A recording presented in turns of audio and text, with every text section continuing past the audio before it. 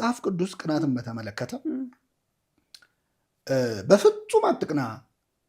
ብሎ አይደለም የደመደም ሁለት ቁም ነገሮች ነው መጽሐፍ ቅዱስ ላይ ያለው መፍትሄ ቅናት መፍትሄዎች ማለት ነው አድሚት ካረኩት ችግሬን ካወቅኩት በኋላ ሁለት መሰረታዊ መፍትሄዎች አሉ የመጀመሪያው መፍትሄ ህይወት ውድድር እንዳልሆነ ማስታወስ ሁሉም ሰው የሚኖረው የራሱን ህይወት እኛ የተለያየን ሰዎች መሆናችንን እንረሳዋለን ለምሳሌ የተለያዩ ኢንስትሩመንቶች አሉ የዜማ ከበሮ አለ መሰንቆ አለ ዋሽንት አለ ዋሽንት እንዴት በመሰንቆ ይቀናል መሰንቆ እኔ መቼ ነው እንደ ዋሽንት በትንፋሽ የሚጫወተኝ ሰው የሌለው ብሎ ሊቀና አይችልም አንተ መሰንቆ ነህ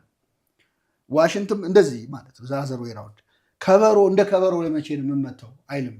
ዋሽንት ይሄ ማለት የተለያየን ሰዎች ነን የአንድ ባንድ የተለያዩ ኢንስትሩመንቶች ነን እኔን የሚመስል ሌላ ሰው የለም እኔ መጫወት ያለብኝ ራሴ ነኝ ነው እኔ መሰንቆ ከሆንኩ እሱ ከበሮ ከሆነ እሱ ክራር ከሆነ ሁሉም የየራሱ ሮል አለ በህይወት ማለት ነው እና በጣም ብዙ ክራሮች በመሰንቆ ቀንተው ነው ክራር ሳይሆኑ የሚሞቱት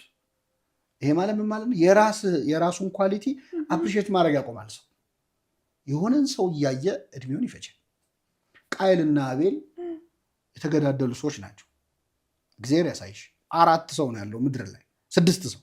አዳም ሔዋን ያቃየልና አቤል 2 እህቶች እና ቃየልና አቤል 6 ሰው ነው ያለው ምን ሪሶርስ ጠቦ ነው ውስጥ የተጣሉት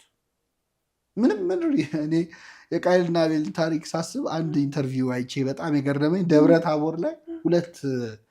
ለመጀመሪያ ጊዜ በኢትዮጵያ 2 መኪኖች ደብረ ታቦር ላይ ነበሩ ሚል